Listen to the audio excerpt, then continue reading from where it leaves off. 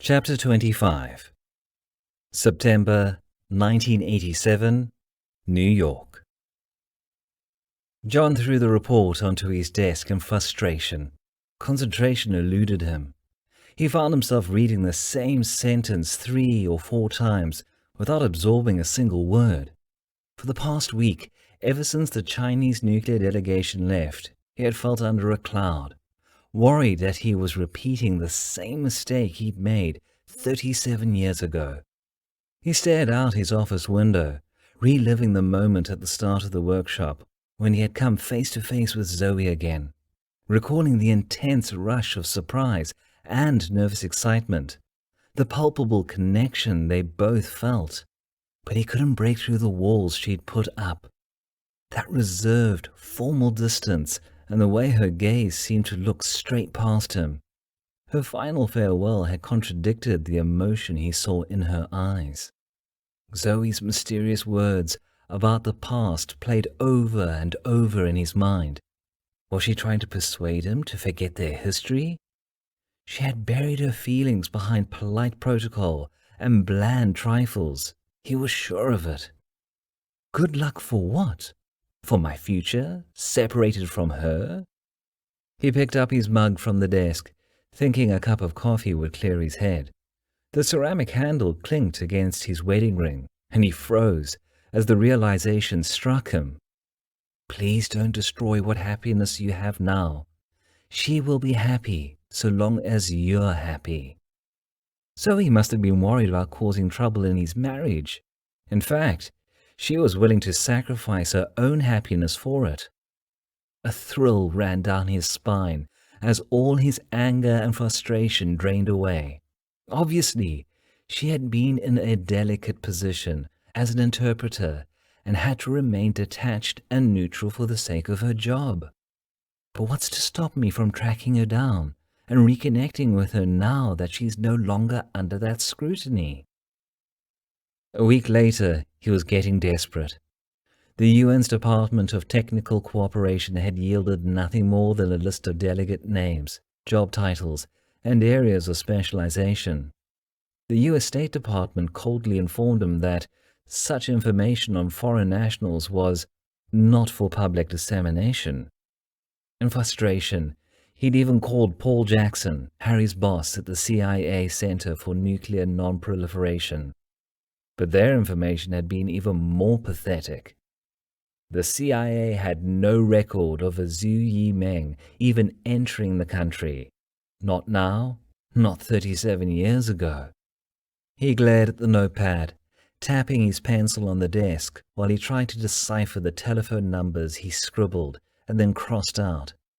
Suddenly his eyes widened, focusing on one contact he'd missed so far. Minister Shin had mentioned that the delegation was planning a visit to Lawrence Livermore National Laboratory before returning to China. Since he couldn't seem to find out anything about her through formal channels, maybe, just maybe, he could connect with her directly in Livermore. This might be his last chance. John drummed his fingers on the desk impatiently, listening to the dial tone play. Finally, someone picked up the telephone on the other end. A woman's voice chirped. Lawrence Livermore, Personal Division. Is Dr. Bill Davids available, please? May I say who's calling? Asked the receptionist brightly. Dr. John Thompson. I'm a friend of Bill's. Thank you, sir. Just a moment, please. While waiting for the line to be connected, he stared at the photo that had sat propped up on his desk for the past several weeks. He saw only one face in the photo of the Chinese delegation, as if the intensity of his gaze could pull Zoe off the paper and back into his life. Bill Davids? Bill's voice was cold and businesslike, not as open and friendly as John remembered it. Bill, it's John Thompson. I know it's been ages, but how are you? Fine. How about you?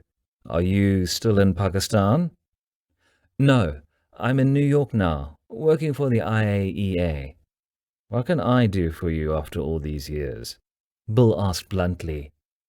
Well, John hesitated, unsure and a little embarrassed to ask the question in the face of Bill's abrupt demeanor. On the other end of the line, Bill cleared his throat, and John dove in. About 2 weeks ago, I ran a UN workshop, working with a Chinese nuclear delegation on international safety standards. One of the delegates, her name is Zhu Meng, a nuclear scientist and also the interpreter for the delegation. She really looked like a Chinese girl I knew 40 years ago at Berkeley. I'm wondering if the Chinese delegation is still at the laboratory, so you can meet the lady again? If that's at all possible. Sorry to bother you about it, but it's a kind of personal matter. So I didn't want to try to wade through PR or the International Relations Division. John stumbled through the explanation, feeling more ridiculous with every word. I know, it sounds silly. It was surreal to meet her again.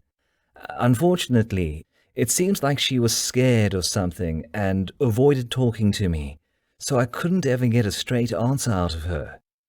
Bill listened, silently thinking over John's strange request. His professional instincts seized on the perfect opportunity. Use John's interest in this woman to infiltrate the Chinese delegation and expose whoever had duplicated the 2 computer disk drives and stashed them behind the photocopier. Perhaps those disks hadn't been planted there for the Chinese delegation to pick up, but then again, who else? It was only by pure chance that an oaf had knocked his papers behind the machine, and he found the disks when he pulled it out to retrieve them. He dangled a pencil between his fingers, as if it were the bait that would catch the mole. I contacted some relevant organizations, trying to find more about her past, John was saying, but I was a total waste of time. I've decided my best option is just to come clean with her, have a face-to-face conversation before she goes back to China. He stopped, and the line hummed in silence. John could hear his heart pumping as he waited for Bill's response. I see. Unfortunately, the Chinese delegation left 4 days ago, Bill said, his voice betraying none of the familiar thrill he got from a new gambit in the games he played. But as the person responsible for their schedule and activities here, I got to know them fairly well. I might be able to help you. Why don't you fly over for a few days, and we can discuss what you want to know? Really? I guess so. Sure, okay. John stammered in surprise. Curiosity convinced him to make the trip, even though there would be no hope of seeing Zoe. Let me know when you get into town. See you then. Bill hung up the telephone and sat back in his chair, a smile spreading across his face.